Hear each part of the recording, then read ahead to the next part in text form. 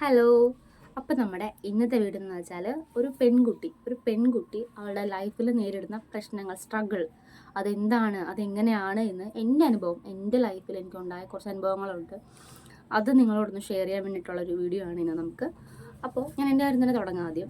ഞാനൊരു 12 വയസ്സുള്ള സമയത്ത് തൊട്ട് ഞാനൊരു ഒരു പെൺകുട്ടി അല്ലെങ്കിൽ സ്കൂളിൽ പഠിക്കുന്ന ഒരു കുട്ടി എന്നുള്ളത് മാത്രമല്ല, ഒരു വീട്ടിൽ ഞങ്ങളുടെ അച്ഛൻ മരിച്ചതാണ്. ഞാൻ 6ൽ പഠിക്കുമ്പോഴാണ് എൻ്റെ അച്ഛൻ മരിക്കുന്നത്. പിന്നെ അമ്മയാണ് വീട്ടിലെ ഗൃഹനാഥൻ എന്ന സ്ഥാനത്ത് അമ്മയും, ഗൃഹനാഥ എന്ന സ്ഥാനത്ത് ഞാനുമായിരുന്നു. അനിയനുണ്ട്. അപ്പം അനിയൻ കുഞ്ഞായിട്ടും ഞാനാണ് അവൻ്റെ കാര്യങ്ങൾ നോക്കുന്നത്. ഇപ്പം അമ്മ ജോലിക്ക് പോയി കഴിയുമ്പം വീട്ടിൽ ജോലികൾ ചെയ്യണം, സ്കൂളിൽ പോകണം, അവനെ നോക്കണം, അവൻ്റെ കാര്യങ്ങൾ നോക്കണം, അങ്ങനെ ഒരുപാട് ഉത്തരവാദിത്തങ്ങൾ. അപ്പോൾ ആ ഒരു സമയത്ത് തന്നെ അപ്പോൾ എനിക്ക് കുഴപ്പങ്ങളൊന്നുമില്ല. കാരണം എനിക്ക് വേണ്ടി, എൻ്റെ അമ്മയ്ക്ക് വേണ്ടി, എൻ്റെ അനിയന് വേണ്ടിയിട്ട്, എൻ്റെ വീടിന് വേണ്ടിയിട്ട് എനിക്കത് ചെയ്യുന്നതിന് ഒരു കുഴപ്പമില്ല. എൻ്റെ കാര്യങ്ങളെല്ലാം നന്നായിട്ട് തന്നെ പോയിക്കൊണ്ടിരിക്കുമായിരുന്നു. അത് കഴിഞ്ഞിട്ട് ഒരു 7ാം ക്ലാസ്സിൽ പഠിക്കുന്ന സമയത്താണ് ഞാൻ എൻ്റെ ഫസ്റ്റ് പീരിയഡ്സ്. അപ്പോഴും എനിക്ക് പീരിയഡ്സ് എന്താണെന്നോ കാര്യങ്ങളോ ഒന്നും എനിക്ക് ആ സമയത്ത് അറിയത്തില്ല. അപ്പോൾ ഒരു ദിവസം ഞാൻ സ്കൂളിൽ പോയി ഞാൻ ഉച്ചയ്ക്ക് ശേഷം ക്ലാസ്സില്ല, ഇതായിട്ട് ഞാൻ വീട്ടിൽ വരും. അപ്പോൾ അമ്മ നോക്കി ഞാൻ ചിരിക്കുവാണ്.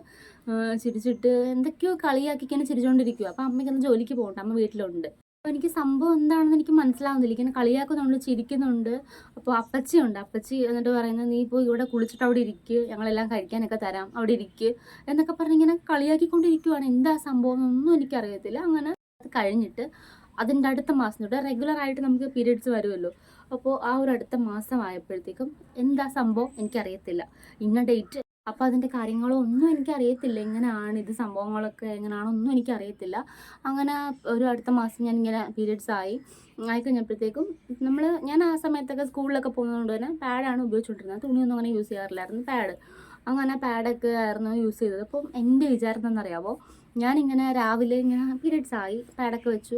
അതൊക്കെ കഴിഞ്ഞിട്ട് എൻ്റെ വിചാരം രാത്രി ആകുമ്പോഴത്തേക്കും ഇത് വരത്തില്ല. രാവിലെ തൊട്ട് വൈകുന്നേരം വരെയാണ് ഈ സംഭവം വരുന്നത്. രാത്രി കിടക്കാൻ നേരത്ത് ഇത് വെക്കേണ്ട കാര്യമില്ല എന്നും പറഞ്ഞിട്ടാണ് ഞാൻ. അപ്പം ഞാനിങ്ങനെ ഉറങ്ങി എഴുന്നേറ്റ് രാവിലെ ആകുമ്പോഴത്തേക്കും എൻ്റെ ഡ്രസ്സിലാണെങ്കിലും ബെഡിലൊക്കെ നിറയെ ബ്ലഡാണ്. അപ്പം ഞാൻ രാത്രി വരത്തില്ലല്ലോ ഇത്, പിന്നെ എന്താണ് ഇങ്ങനെ സംഭവിക്കുന്നതെന്ന് ഓർത്തു. അപ്പോൾ ഞാൻ അമ്മയോട് പറയാനോ ഒന്നും ഞാൻ നിന്നിട്ടില്ല. ഞാനിങ്ങനെ തന്നെയാണ് കുറേ നാൾ, ഒരു 2, 3, 4 മാസത്തോളം ഇങ്ങനെ പോയി. രാത്രി വെക്കത്തില്ല, ബ്ലഡ് ആവും, പിന്നെ രാവിലെ എടുത്തത് കഴുകും. അങ്ങനെ ഒരു ദിവസം എൻ്റെ ഒരു ഫ്രണ്ട് വന്നിട്ട് ഞാൻ ഫ്രണ്ടിനോട് ചോദിച്ചു, എടി നീ ഇങ്ങനെ പീരിയഡ്സ് ആകുമ്പോൾ രാത്രി പാഡ് വെക്കുമെന്ന് ചോദിച്ചു. അപ്പോൾ അവൾ എടി വെക്കും, കാരണം നമ്മൾക്ക് അത് ഇത്ര ദിവസത്തേക്ക് അത് അങ്ങനെ ഉണ്ടാവുമല്ലോ എന്ന് പറഞ്ഞു. അങ്ങനെയാണ് ഞാൻ റെഗുലറായിട്ട് ഇത്ര ദിവസത്തേക്ക് അതങ്ങനെ യൂസ് ചെയ്ത് തുടങ്ങിയത്. പിന്നെ അതൊക്കെ കഴിഞ്ഞിട്ട് പിന്നെ അമ്മയുടെ എന്ന് വെച്ചാലും അമ്മ കഷ്ടപ്പെടുന്നതാണ്. അമ്മ ഒരു ഗൃഹനാഥൻ്റെ സ്ഥാനത്ത് നിന്ന് ഞങ്ങളുടെ വീട് നോക്കുന്നത് അമ്മയാണ്. അപ്പം അമ്മയ്ക്ക് കൂടുതലും എൻ്റെ കാര്യങ്ങൾ ശ്രദ്ധിക്കാനായിട്ട് കഴിയത്തില്ല. അപ്പം ഞാൻ തന്നെയാണ് എൻ്റെ കാര്യങ്ങളൊക്കെ ചെയ്യുന്നതൊക്കെ. അങ്ങനെ അതൊക്കെ കഴിഞ്ഞ് ഞാനൊരു വലുതായി. ഞാനൊരു 10ാം ക്ലാസ്സൊക്കെ കഴിഞ്ഞ് ഒരു +2 ആ സമയമാണ്. അപ്പം അമ്മയ്ക്ക് ഹോസ്പിറ്റലിൽ ജോലി ആയതുകൊണ്ട് തന്നെ നൈറ്റൊക്കെ നമുക്ക് വീട്ടിൽ നിൽക്കാൻ പറ്റില്ല. നൈറ്റ് ഡ്യൂട്ടി 7 ദിവസം ഉണ്ടാവും. അപ്പം ഞാൻ മിക്കവാറും എൻ്റെ അമ്മ വീട്ടിലേക്കാണ് പോയി നിൽക്കാറുള്ളത്. അങ്ങനെ ഞാൻ +2 പഠിക്കുവാണ്. അപ്പോൾ 2016 +2 ഞാൻ പഠിക്കുന്ന സമയം. അപ്പോൾ ഇങ്ങനെ എൻ്റെ അമ്മയുടെ അമ്മ മരിച്ചു. അങ്ങനെ ആ ഒരു സമയത്ത് ഞാൻ നിൽക്കുവാണ്. അപ്പോൾ അമ്മയുടെ ചേച്ചി വന്നിട്ട് അമ്മയോട് പറയുവാണ്, അവൾക്കിപ്പോൾ 18 വയസ്സാവാൻ പോകുന്നില്ല, അപ്പം നമ്മൾ ഇങ്ങനെ വെച്ചുകൊണ്ടിരുന്നാൽ പറ്റുമോ, കല്യാണം കഴിപ്പിക്കണ്ടേ എന്നിങ്ങനെ ചോദിക്കുവാണ്. അപ്പോൾ ഞാനത് കേൾക്കുന്നുണ്ട്. അപ്പം ഞാൻ വിചാരിച്ച, ദൈവമേ, എനിക്ക് 18 വയസ്സല്ലേ ഉള്ളൂ, എന്നെ കല്യാണം കഴിപ്പിക്കാനായിട്ടോ, അയ്യോ അത് നടക്കുമോ, അത് എന്തായിരിക്കും സംഭവം എന്നൊക്കെ ഞാനിങ്ങനെ എൻ്റെ മനസ്സിൽ പറയുന്നുണ്ട്. പ്രായമായിട്ടില്ലായിരിക്കാം, പക്ഷെ അവളൊരു പെൺകുട്ടിയാണ്, അച്ഛനില്ലാതെ വളർന്നൊരു കുട്ടിയാണ്. അപ്പോൾ എന്തായാലും എന്തെങ്കിലും ഒരു പ്രേമമോ കാര്യങ്ങളോ ആരോടെങ്കിലും ഇഷ്ടം തോന്നുകയാണല്ലോ, ഒന്ന് ഒളിച്ചോടി പോകുകയാണല്ലോ, നിനക്ക് നാണക്കേടാണ്. അങ്ങനെ തോന്നുന്നതിന് മുമ്പ് അവളെ നമുക്ക് കെട്ടിച്ചു വിടണമെന്ന് പറയുവാണ്.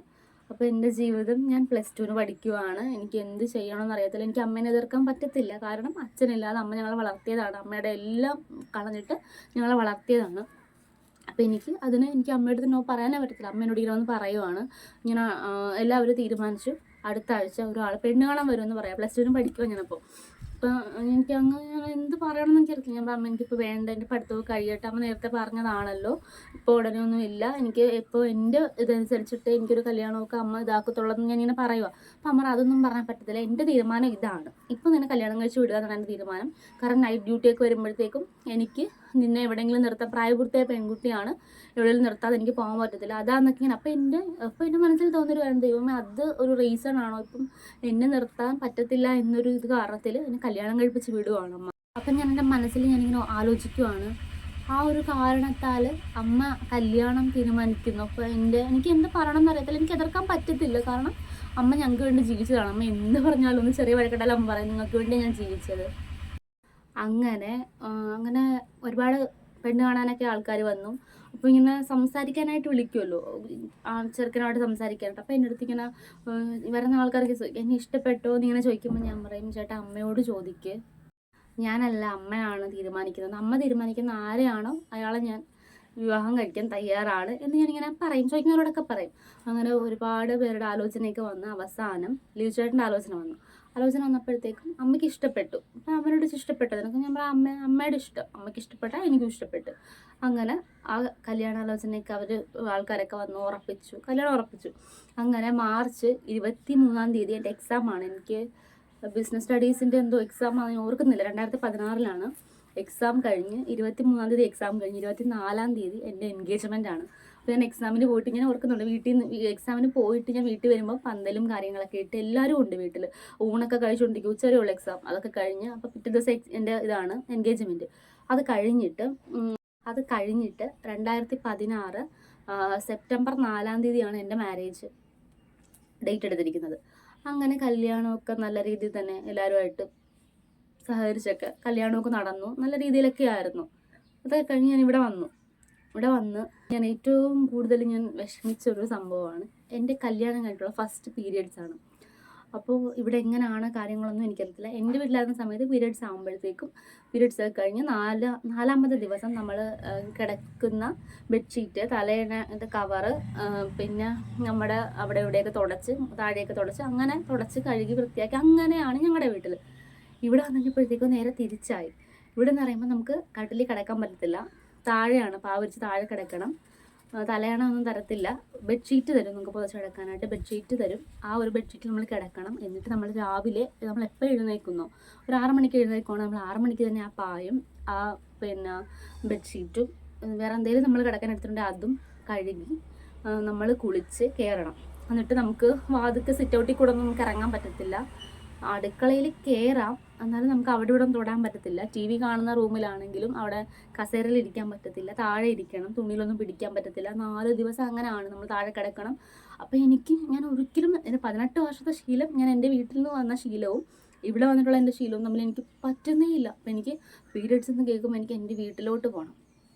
അത് അങ്ങനെ ആദ്യത്തെ മാസം അങ്ങനെ പോയി. അത് 2ാമത്തെ മാസം ആയപ്പോഴത്തേക്കും ഞാൻ പ്രഗ്നൻ്റ് ആയി. അപ്പോൾ പിന്നെ പീരിയഡ്സ് ഇല്ല, പ്രഗ്നൻ്റ് ആയി.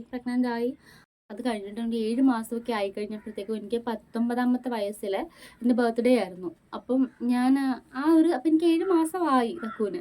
അങ്ങനെ ഞാൻ തക്കൂന് അത്യാവശ്യം ഒരു 8 മാസം 9 മാസമൊക്കെ ആയി കഴിഞ്ഞപ്പോഴത്തേക്കും ഞാൻ അത്യാവശ്യം നല്ലൊരു രീതിയിൽ എനിക്ക് വയറൊക്കെ നല്ലപോലെ ഉണ്ടായിരുന്നു. അങ്ങനെ ഒരു ഇതിലായി കഴിഞ്ഞപ്പോഴത്തേക്കും എനിക്ക് എങ്ങനെയാണ് വേദന വരുന്നതോ കാര്യങ്ങളോ ഒന്നും എനിക്കറിയത്തില്ല. അപ്പം ഞാൻ എൻ്റെ അമ്മയെ വിളിച്ചിട്ട് ഇങ്ങനെ ചോദിക്കും, എങ്ങനെയാണ് വേദന വരുന്നത് എന്നൊക്കെ ഇങ്ങനെ ചോദിക്കുമായിരുന്നു, അറിയത്തില്ല. അങ്ങനെ ജൂലൈ ഒരു 1, 2, 3 ആ ഒരു ദിവസങ്ങളിലൊക്കെ എനിക്ക് ഭയങ്കര വേദനയായിരുന്നു. എനിക്ക് നടുവേദന, വയറുവേദനയും.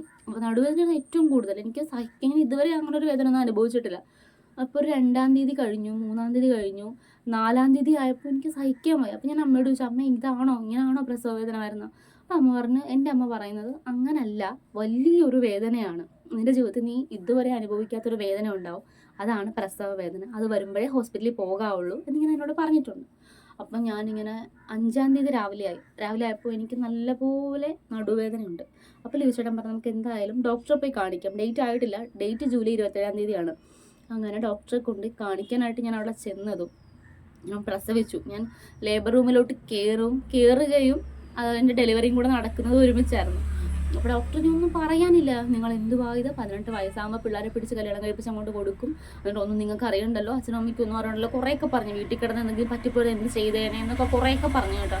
അങ്ങനെ അതൊക്കെ കഴിഞ്ഞ് തക്കുവായി. അങ്ങനെ 19ാമത്തെ വയസ്സിൽ ഞാൻ തക്കുവിന് എൻ്റെ പ്രസവം കഴിഞ്ഞു, തക്കുവായി. പിന്നെ ഞാനൊരു അമ്മയാണ്. എൻ്റെ 19ാമത്തെ വയസ്സിൽ ഞാനൊരു അമ്മയാണ്. ഇപ്പം എൻ്റെ തക്കുവിന് 7 വയസ്സായി. എനിക്കിപ്പോൾ 26 വയസ്സുമായി. അങ്ങനെ ഞാനൊരു വീട്ടമ്മയായും ഒരു ഭാര്യയായൊക്കെ എൻ്റെ ജീവിതം ഇങ്ങനെ മുന്നോട്ട് പോവുകയാണ്. അപ്പം ഞാൻ എപ്പോഴും ആലോചിക്കാറൊരു കാര്യമുണ്ട്, ഞാൻ എന്തിനു വേണ്ടി അല്ലെങ്കിൽ ആർക്ക് വേണ്ടിയിട്ട് ഞാനിപ്പോൾ എൻ്റെ ജീവിതം ഇങ്ങനെ ആക്കിയെന്ന് ഞാൻ വിചാരിച്ചിട്ടുണ്ട്. കാരണം എനിക്കിവിടെ ഒരു ജോലിക്ക് വരാണെങ്കിൽ ഒരു ഡിഗ്രി ഇല്ല. ഒരു പ്ലസ് ടുവിൻ്റെ സമയത്ത് എൻ്റെ കല്യാണം കഴിഞ്ഞിട്ട് ഈ ഡിഗ്രിക്ക് ഞാൻ പോയതാണ്, പ്രൈവറ്റായിട്ട് പോയി. തക്കു ജനിച്ചതിന് ശേഷം ഞാൻ പ്രൈവറ്റായിട്ട് പോയെങ്കിലും എനിക്കത് കംപ്ലീറ്റ് ചെയ്യാൻ പറ്റിയില്ല. കുഞ്ഞിന് വയ്യാതെ വന്നിട്ട് ഒരു പ്രാവശ്യം ഫിക്സ് പോലെ വന്നിട്ടുണ്ട് കുഞ്ഞായിരുന്ന സമയത്ത്. പിന്നെ എനിക്ക് അത് മുന്നോട്ട് പോകാൻ പറ്റിയില്ല. അങ്ങനെ അപ്പം അതവിടെ ഉപേക്ഷിക്കേണ്ടി വന്നു. അപ്പോൾ എനിക്കൊരു ജോലിക്ക് പോകാനാണെങ്കിലും എനിക്കൊരു ഡിഗ്രി ഇല്ല, വെറും ഒരു പ്ലസ് ടു മാത്രമാണ് എനിക്ക് ആകപ്പാട് എൻ്റെ അടിസ്ഥാന വിദ്യാഭ്യാസമായിട്ട് അത് മാത്രമേ ഉള്ളൂ. അപ്പോൾ അത് വെച്ചിട്ട് ഞാൻ എന്ത് ജോലിക്ക് പോകാനാണ്, ഡിഗ്രി കംപ്ലീറ്റഡും അല്ല. അങ്ങനെയൊക്കെ ഞാൻ വിഷമിച്ചുകൊണ്ടിരിക്കുക. അപ്പോൾ ഞാനിങ്ങനെ ആലോചിക്കും, വീട്ടു ജോലി, രാവിലെ എഴുന്നേൽക്കുക, വീട്ടിലെ ജോലി ചെയ്യുക, കുഞ്ഞിനെ സ്കൂളിൽ വിടുക, ചോറും കറികളൊക്കെ വെക്കുക, തിരിച്ച് കുഞ്ഞിനെ വിളിച്ചുകൊണ്ട് വരിക, അവന് ആഹാരം കൊടുക്കുക, വൈകിട്ട് ഹസ്ബൻഡ് വരുമ്പോഴത്തേക്കും പുള്ളിക്കാരൻ്റെ കാര്യങ്ങൾ ചെയ്ത് കൊടുക്കുക. അപ്പം ഞാൻ എന്തൊരാൾ അതിൽ ഒതുങ്ങി തീർന്നു. അപ്പം അതും ഒരു വലിയൊരു ജോലി തന്നെയാണ്. ഒരു വീട്ടമ്മ അല്ലെങ്കിൽ ഒരു കുഞ്ഞിൻ്റെ അമ്മ എന്ന് പറയുന്നത് ഒരു വലിയ കാര്യം തന്നെയാണ്. നമ്മൾക്ക് ഒരുപാട് കാര്യങ്ങൾ ചെയ്യാനുണ്ട്. നമ്മൾ ഒരുപാട് കാര്യങ്ങൾ നമ്മൾ വിട്ടുവീഴ്ച ചെയ്താലേ നമുക്ക് അതേപോലെ അവരെ നോക്കാൻ പറ്റുള്ളൂ. എനിക്കപ്പോൾ നിങ്ങളോട് ഈ വീഡിയോയിലൂടെ എൻ്റെ അനുഭവം നിങ്ങൾക്ക് മനസ്സിലായല്ലോ. അപ്പോൾ എനിക്ക് നിങ്ങളോട് പറയാനുള്ളത് വേറെ ഒന്നുമല്ല, നന്നായിട്ട് നിങ്ങൾക്കൊരു നിലപാട് വേണം. നിങ്ങളുടെ ജീവിതത്തിൽ ഒരു നിലപാട് വേണം. എന്തിനും ഏതിനും എന്ത് കാര്യത്തിനാണെങ്കിലും നിങ്ങൾക്കിപ്പം ആരെയും ഡിപ്പെൻഡ് ചെയ്യാതെ ജീവിക്കാനായിട്ട് കഴിയണം. ഒരു ജോലി അല്ലെങ്കിൽ നിങ്ങൾക്ക് നിങ്ങളുടേതായിട്ടുള്ളൊരു വിദ്യാഭ്യാസം വേണം. അപ്പം നമുക്ക് നമ്മുടെ കയ്യിൽ പണം ഉണ്ടെങ്കിലോ സ്വർണ്ണം ഉണ്ടെങ്കിലോ എന്തുണ്ടെങ്കിലോ നമുക്കൊരു മോശാവസ്ഥയിൽ അത് പോകാം. പക്ഷെ നമുക്ക് എന്തൊക്കെ ഉണ്ടെങ്കിലും നമ്മുടെ കയ്യിൽ നിന്ന് പോകാത്തൊരു കാര്യമാണ് നമ്മുടെ വിദ്യാഭ്യാസം. നമ്മൾ ഏത് അവസ്ഥയിലാണെങ്കിലും അതുണ്ടെങ്കിൽ നമുക്ക് വിജയിക്കാൻ പറ്റും. അതുകൊണ്ട് അത് ഏറ്റവും അത്യാവശ്യമാണ്. എനിക്ക് നോ പറയാൻ പറ്റിയിട്ടില്ല. എൻ്റെ അമ്മയുടെ അടുത്താണേലും വേറെ ആരുടെ അടുത്താണേലും എനിക്ക് നോ പറയാൻ പറ്റിയിട്ടില്ല. പിന്നെ നമ്മൾ എപ്പോഴും ഒരു സ്ത്രീ കേൾക്കുന്നൊരു വാക്കാണ്, നിനക്ക് എന്താ ഇവിടെ പണി, നിനക്ക് എന്താ ഇവിടെ കഷ്ടപ്പെട്ട് ജോലി ചെയ്ത് കൊണ്ടുവരുന്ന സംഭവം നിങ്ങൾ വേവിച്ച് കഴിച്ചാൽ പോരെ, അതല്ലേ നിനക്കുള്ള ജോലി എന്ന് കേട്ടിട്ടുണ്ട്.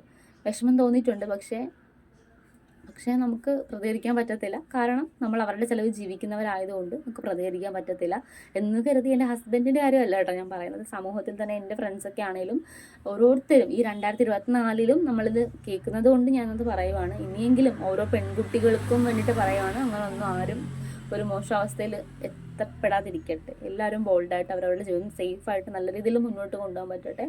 അപ്പോൾ ഇത്രയൊക്കെയാണ് പറയാനുള്ളത്. നമുക്ക് അടുത്തൊരു വീഡിയോയിൽ കാണാം. ടാറ്റ.